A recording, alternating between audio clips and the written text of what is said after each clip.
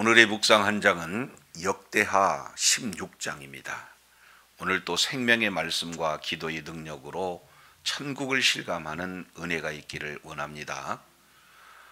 계속해서 14장에서 16장까지 아사 행적에 대한 내용들이 소개가 되고 있고, 오늘은 이제 아사가 마지막 이제 하나님을 의지하지 않고 아람을 의지한 고로 이제 아사의 그런 신앙이 좋았던 그 부분들의 이제는 불신앙에 가까운 그런 내용들이 소개가 되고 있습니다. 자, 16장 1절 내용을 통해서 보면은 아사왕 제 36년에 이스라엘 왕 바하사가 유다를 치러 올라와서 라마를 건축하여 사람을 유다 왕 아사에게 왕래하지 못하게 하려 한지라. 지금 아사 왕 36년이 됐을 때 북이스라엘 바하사가 지금 유다를 이렇게 치어서 라마를 건축하는 그런 어떤 사건이 소개가 되고 있습니다. 자, 이런 사건을 우리가 살펴보면서 우리가 지난 역대하 15장 이 내용을 배경으로 두고 오늘 본문을 살펴볼 때 보다 선명하게 하나님의 의도를 찾아갈 수가 있는데요. 자, 15장 15절 내용을 보면은 온 유다가 이 맹세를 기뻐한지라. 무리가 마음을 다하여 맹세하고 뜻을 다하여 여호와를 찾았으므로 여호와께서도 그들을 만난 바 되시고 사방에 평안을 주었더라. 지금 아사는 통치기간 41년 동안 전적으로 하나님을 의지했던 왕입니다. 선왕 중에 이 아사를 들을 수가 있죠. 자, 그런데 오늘 아사는 여기의 내용을 통해서 보니까 하나님을 전심으로 찾습니다. 그리고 하나님이 그 아사를 만나 주시고 그 결과 이제 평안을 주신 그 내용들을 기록을 하고 있죠. 그래서 아사 지금 모든 삶의 큰 특징 중에 하나가 여호와를 찾는 그런 어떤 신앙을 우리가 지난 시간 살펴봤습니다. 자, 그 결과 우리 하나님께서는 전쟁에 이기게도 하시고 또 이긴 이후에 많은 노량목도 취하게 하시고, 그리고 무엇보다도 사방에 평안을 우리 하나님께서 허락하셨다는 것. 근데 이거보다도 더 본질적인 것은 하나님을 이제 찾고 하나님을 만났다는 것을 이렇게 말씀을 하고 있습니다. 그래서 이제 1차 종교개혁 그리고 이어서 2차 종교개혁을 하는데 얼마나 열심을 다했는가. 그 내용이 16절 내용을 보면은 아사왕의 모친 마가 이렇게 표현하고 있는데, 실질적으로는 이 모친보다는 바로 할머니 마가로 이렇게 볼 수가 있습니다. 그래서 이 할머니의 그 영향력이 계속해서 지금 강력하게 임하게 되는 그런 상황 속에서 그 할머니가 아세라 목상을 만들었고, 그리고 그 목상이 아세라 목상을 섬겼던 그런 상황 속에서 이제 우상을 찍습니다. 그리고 빻아서 불사릅니다. 이렇게까지 종교개혁에 아주 열정을 다했던 왕이 바로 아사 왕이죠. 자, 그런데 17절 하반절 내용을 통해서 보면은 하나님께서 이러한 아사의 그런 어떤 평가를 어떻게 내리고 있습니까? 아사의 마음이 일평생 온전하였더라. 이만큼 하나님께 칭찬받았던 왕이 아사 왕이에요. 그래서 이 아사 왕에게 우리 하나님께서 19절 이때부터 아사 왕 35년까지 다시는 전쟁이 없었다. 지금 이렇게 말씀을 하고 있어요. 그만큼 이 아사 왕은 하나님을 찾은 왕이요, 그리고 하나님을 의지했던 왕이요, 그 하나님께 큰 은혜를 받은 왕이 바로 아사 왕이었습니다.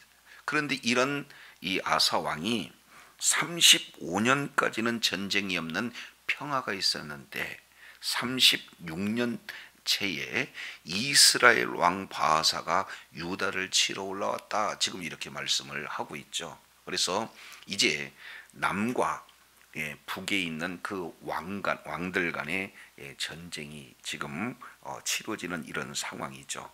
잘 아시겠지만 이스라엘 왕 바하사는 이 여로보암, 그 다음에 나답, 그리고 그 이어서 바하사 그러죠. 그러니까 이 여로보암이 북이스라엘의 초대 왕이고 그의 아들 나답이 이어서 왕이 되었으나 그 이 나답을 죽이고 반역해서 왕이 오른 자가 바하사입니다. 그러니까 매우 사실은 흉폭한 왕이다 이렇게 볼 수가 있습니다. 그러한 이스라엘 바하사가 유다를 치러 와서 라마를 건축하고 있다. 이 라마라고 하는 이 지역은 예루살렘 바로 북쪽 8km 지점, 그러니까 아주 북이스라엘과 남유다의 바로 경계선상에 있는 전략적으로도 매우 중요한 그런 장소요. 그리고 또 교통으로도 요지인 그런 어떤 장소입니다. 자, 그런데 그러한 라마를 이렇게 쳐서 라마성을 건축하고 있다. 그러면은 이 라마성을 건축하고 있는 이 내용은 앞으로 이제 침략을 할 수 있는 전초 기지화가 된 겁니다. 그러니까 매우 엄중한 그런 어떤 상황이다라는 것을 볼 수가 있습니다. 그러면 왜 북이스라엘 바하사 왕은 이렇게 진행을 했을까? 급하게 쳐들어와서 라마성을 쌓았을까? 그 이유를 하반절 1절 내용을 보니까 뭐라고 말씀을 하고 있습니까? 사람을 유다 왕 아사에게 왕래하지 못하게 하려 한지라 그랬습니다. 자, 이제 북이스라엘은 예루살렘에 와서 예배를 드리지 못하도록 계속해서 이제 그 여로보암 왕 때부터 방해를 했어요. 그래서 이제 단에다가 그리고 베델에다가 우상을 이렇게 세우고 우상을 섬기게 했잖아요. 그런데 북이스라엘로 비록 이렇게 가서 헤어져는 있지만 순수한 여호와 신앙을 가진 그 자들은 견딜 수가 없어서 이제는 신앙이 좋은, 그리고 어떻게든지 말씀대로 하나님을 찾고 말씀대로 살려고 하는 아사 왕에게로 계속해서 남아하는 북이스라엘 백성들이 많은 거죠. 그래서 신앙을 찾아 내려오는 그런 사람들을 막기 위해서 그 라마성을 지금 건축하고 있는 그런 어떤 상황이다. 이렇게 지금 말씀을 하고 있습니다. 자, 이랬을 때 아사는 어떻게 반응을 하고 있습니까? 16장 2절 아사가 여호와의 전 곡간과 왕궁의 곡간에 은금을 내어다가 다메섹에 사는 아람 왕 베낫에게 지금 보냈다. 지금 이렇게 말씀을 하고 있습니다. 자, 여기에서 일평생 아사의 마음이 하나님을 향한 그런 온전한 마음이었는데 이제 어떻게 되는 겁니까? 환경이 지금 위중한 상황이 되어지니까 오히려 하나님을 의지했던 아사 왕이 이제는 변질이 되었어요. 그래서 하나님을 의지하지 않고 아람 왕 베나닷을 지금 의지하고 있는 것을 보게 되어집니다. 자, 여호와의 전 곡간과 왕군의 곡간 은금을 취하여 베나닷에게 보냈다는 사실이죠. 자, 이것 기억하시고 15장 18절 잠깐 보시죠. 그가 또 그의 아버지가 구별한 물건과 자기가 구별한 물건 곧 은과 금과 그릇들을 어디에다 드렸다? 하나님의 전에 드렸다. 그러니까 하나님의 전에 드렸던 이 모든 물품은 이제 누구의 소유가 되는 겁니까? 하나님의 소유가 되는 건데 그 하나님의 소유가 되는 물품을 이제 아람 왕 베나닷에게 주었다라는 이런 내용. 이제는 하나님을 전적으로 의지했고 하나님을 전적으로 찾았던 이 아사 왕이 결국에는 하나님을 의지하지 않고 사람을 의지했다. 지금 이렇게 말하고 있습니다. 더 그 심각한 이런 내용은 3절이에요. 내 아버지와 당신의 아버지와 같이 나와 당신 사이에 약조하자. 내가 당신에게 은금을 보내노니 와서 이스라엘 왕 바하사와 세운 약조를 깨뜨려 그가 나를 떠나게 하라 하며 그랬습니다. 자, 이 내용을 통해서 보면은 이 지리적으로 한번 보시죠. 이제 남유다가 있고 그 북쪽에 이스라엘이 있고 그리고 그 북쪽에 아람이 있지 않습니까? 그러면 이 아람은 지리적으로 본다면은 인접 국가가 자기들보다도 북이스라엘 아니겠습니까? 그런데 그 아람과 지금 약조를 하자는 거예요. 그래서 약조하기 위해서 여러 가지 은금을 지금 보내고 있는 그런 어떤 상황이 되어지죠. 사실 남유다와 북이스라엘이 지금 분리되어서 남유다 북이스라엘로 나라가 나눠지기는 했지만 같은 나라 아니겠습니까? 한 민족이다 그 말이죠. 그런데 이제 다른 나라 이 아람 왕 베나다드에게 지금 국내 문제를 지금 맡기고 있는 의지하고 있는 이런 모습이 되어져요. 이것이 바로 이제 첫 번째 그 아사 왕의 초창기 통치는 하나님이 보시기에 아름다운 신앙의 합격이 되었다면 이제 그 이후의 삶은 하나님을 떠난 지금 이런 어떤 상황의 모습을 잘 보여주고 있다 이렇게 볼 수가 있습니다. 자, 그래서요 4절이에요. 이 은금을 받았던 베나닷은 4절 내용을 보니까 아사 왕의 말을 듣고 그의 군대 지휘관을 보내서 이스라엘 성읍들을 치되 이온과 단과 아벨마임과 납달리의 모든 국구성들을 쳤더니 그랬습니다. 자, 그래서 이 베나단 역시 마찬가지로 인접한 국가 그리고 약조했던 그런 어떤 국가를 배반하고 경제적인 논리에 따라서 자기에게 은금을 바쳐 유익이 되니까 이 베나단 역시 마찬가지로 북이스라엘과 약조를 깨고 인접 국가인 북이스라엘을 치게 되어지는 거죠. 자, 그러면 북이스라엘 왕 바하사 입장에서 보면은 지금 현재 남유다와 대치 국면에 있는데 갑작스럽게 아람이 지금 치고 들어오다 보니까 북이스라엘을 에워싸임을 당하고 있는 그런 형국이 되어지죠. 자, 그래서 5절 바하사가 듣고 라마 건축하는 그 일들을 포기하고 공사를 그쳤다. 지금 이렇게 말씀을 하고 있는 것을 보게 되어집니다. 자, 그런데 6절이에요. 6절 아사 왕은 이 온 유다 무리를 거느리고 바하사가 라마를 건축했던 돌 그런 제목을 운반하에다가 게바와 미스바를 건축했다. 지금 이 아사 왕의 그런 어떤 인간적인 계획대로 지금 잘 이렇게 진행이 되는 것 같아요. 그런데 여기에 사람 지혜의 그런 한계가 있어요. 한마디로 본다면은 소탐대실을 하고 있는 그런 아사 왕의 그런 어떤 계획들을 볼 수가 있죠. 왜냐하면 그때 16장 7절 내용을 보니까 선견자 하나니가 유다 왕 아사에게 와서 그에게 이르되 왕이 아람 왕을 의지하고 왕의 하나님 여호와를 의지하지 아니하였으므로 아람 왕의 군대가 왕의 손에서 뭐했다? 벗어났다. 지금 이렇게 표현하고 있습니다. 여기 참 중요한 내용이에요. 누구를 의지하느냐. 지금 이 유다 왕 아사는 하나님을 의지했던 왕 아니겠습니까? 그런데 하나님을 의지하지 않고 이제는 아람 왕을 의지했다. 그 결과 이 아람 왕의 군대가 왕의 손에서 벗어났다. 지금 이렇게 표현을 하고 있습니다. 그러니까 우리 하나님께서는 북이스라엘뿐만 아니라 그 이후에 이 아람까지도 우리 하나님께서는 이 아사 왕의 손에 넘겨주시고자 하는 계획이 있었다는 거죠. 자, 그런데 그 아람 왕이 이제는 왕의 손에서 벗어났다.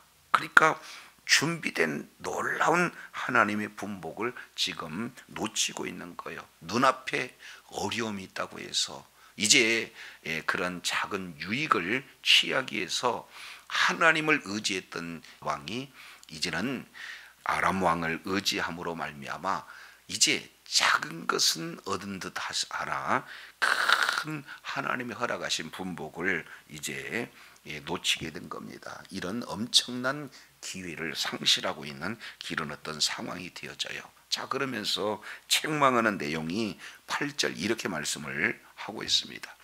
구스 사람과 룹 사람의 군대가 크지 아니하며 왕의 그 말과 병거가 심히 많지 않더이까. 이 내용은 14장에 지금 이 구스 사람 세라가 지금 아사를 치러 왔을 때 이 내용을 상기시키고 있는 거예요. 그때 내용을 보니까 아사 군대는 58만에 불과했지만 이 구스 사람 세라가 치러 오는 그 군대는 무려 100만이 넘습니다.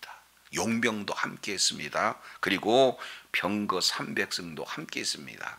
전력차가 이제 너무나 크게 난 그런 전쟁인데, 그럼에도 아사는 이 전쟁은 바로 하나님께서 우리를 돕지 아니하면 우리는 아무것도 할 수 없습니다. 그러니 사람으로 주를 이기지 못하게 하옵소서 간절히 하나님 앞에 기도했을 때 우리 하나님께서 대승을 걷게 한 거 아니겠습니까? 자, 그런데 이러한 구스 사람 세라보다도 적은 지금 이 아람을 더 의지했다는 거예요. 자, 그리고 그러다가 보니까 이제 왕이 여호와를 의지했을 때는 구스 사람 세라와 룹 사람의 군대를 우리 하나님께서 왕의 손에 넘겼지만 이제 왕이 이 아람 왕을 의지함으로 이 아람 왕조차도 왕의 손에서 지금 벗어났다. 지금 이렇게 표현하고 있습니다. 결국 이렇게 주변의 국가가 강대한 국가냐 아니면 이 군사가 많으냐 이런 것은 이제 하나님이 넘겨주셨느냐 넘겨주시지 않았느냐에 따라서 그 결과가 판가름이 나는 거지, 국가가 강력하냐 군대가 많냐 이런 이 군대의 수와 이렇게 관계가 없다는 거예요. 그런데 이 아사왕의 실수는 뭡니까? 처음 한결같이 하나님을 의지했던 그런 자가 이제는 하나님을 의지하지 않고 이 사람을 의지하는 그런 결과를 선지자 하나니를 통해서 나와서 지금 책망하고 있습니다. 그런데 사실 책망하고 있기는 하지만 이것조차도 하나님의 사랑이에요. 아사왕을 사랑했기에 그 말씀에서 벗어난 이 왕을 말씀으로 돌아오라고 지금 기회를 주고 있는 이런 어떤 내용이에요. 그러면서 다시 한번 9절에 이렇게 말씀을 하고 있습니다. 9절 중요한 내용이죠. 여호와의 눈은 온 땅을 두루 감찰하사 전심으로 자기를 향하는 자를 위하여 능력을 베푸시나니 이 일은 왕이 망령 때에 행하였은즉 이후부터는 왕에게 전쟁이 있으리라. 그러니까 지금까지 이 전심으로 자기를 향하는 자에게 능력을 베푸신 그런 하나님을 아사는 경험했잖아요. 그런데 전심으로 이제 향하지 않았습니다. 망령 때에 행했습니다. 그래서 이제는 이 하나님의 자리에 누구를 세웠느냐? 아람 왕을 세웠다. 이것을 망령 때에 여겼다. 그래서 결국 이제 이후부터는 19절 이때부터 아사왕 35년까지는 다시는 전쟁이 없었는데 이제 왕을 바꿔버리는 하나님보다도 아람 왕을 의지하는 그 결과 이후부터는 왕에게 전쟁이 있다. 지금 이렇게 말씀을 하고 있습니다. 자, 이것은 바로 주님 앞에 돌아오라고 하는 또 다른 사랑의 표현이지 않습니까? 회개할 수 있는 기회를 주실 거지 않습니까? 근데 이러한 지적에 어떤 반응을 아사는 하고 있습니까? 10절 아사가 노하여 선견자를 옥에 가두었으니 이는 그의 말에 크게 노하였음이라. 그때에 아사가 또 백성 중에서 몇 사람을 뭐했다? 학대했다. 지금 아사의 초창기 아사의 모습하고는 전혀 대비되는 그런 모습을 볼 수가 있습니다. 자, 15장 1절 이 내용을 통해서 보면은 대승을 거두고 승리에 지금 도취되어 있을 그 상황 속에서 우리 하나님께서는 이 선지자 아사랴를 통해 가지고 하나님께 함께해라, 하나님을 찾아라, 하나님을 버리지 말라, 그리고 너는 강하게 하라 라고 오히려 이제 칭찬보다도 이제 원론적인 원칙을 이렇게 말씀을 했을 때 때로는 이게 칭찬보다는 책망에 가까운 이런 내용에 아사는 어떻게 반응했습니까?